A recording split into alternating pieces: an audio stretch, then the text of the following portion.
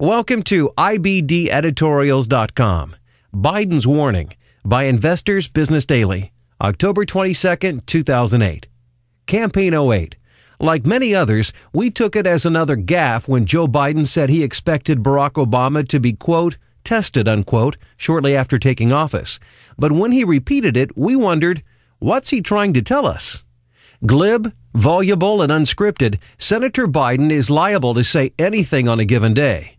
That's why it pays to listen carefully to what he repeats, because it's obviously something he's thought about. Quote, "Mark my words," Biden said in San Francisco last Saturday.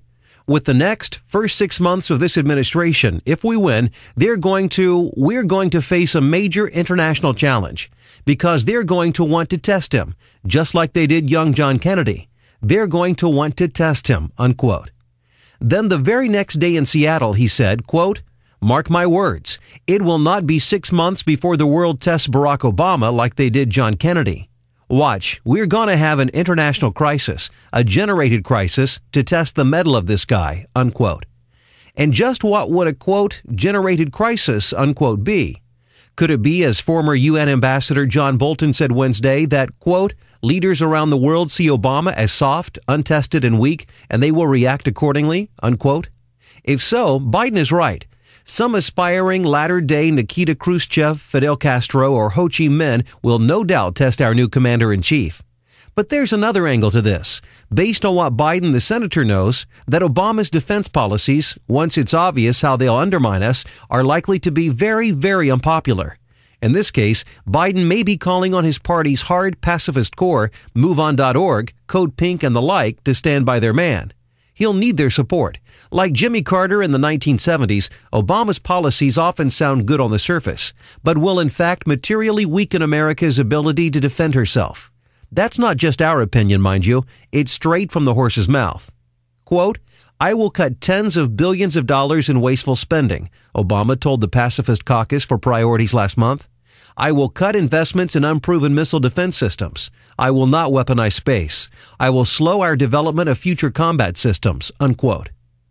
Pretty sweeping. That means no more missile defense, although in recent tests in the Pacific and elsewhere, the system has shown itself to be a formidable potential shield against enemy attack. But it didn't end there. Quote, "I will not develop nuclear weapons," unquote. He also promised Caucus for Priorities, vowing to seek, quote, "deep cuts," unquote, in our arsenal, unilaterally disabling our nuclear deterrent as Russia and China engage in massive military buildups. On the diplomatic front, Obama has pledged to talk to the likes of Iran's Ahmadinejad and Venezuela's Chavez, quote, "without preconditions," unquote. But who knows what he'll give up once he sits down to talk? Obama has vowed to pull out of Iraq soon after taking office, undercutting the hard-won victory now shaping up there as the U.S. prepares a careful, phased withdrawal of U.S. forces by 2012. Such policies will create a vacuum that our foes will be only too happy to exploit. In response to seeing a weakling in the White House, will Russia do something rash in Eastern Europe, like invade Ukraine? Will South Korea develop a bomb, knowing the U.S. won't stop it?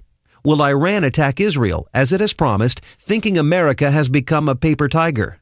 We don't know, but maybe Joe Biden does. Copyright 2008 Investors Business Daily. Read to you by OutloudOpinion. For more podcasts, visit IBDeditorials.com.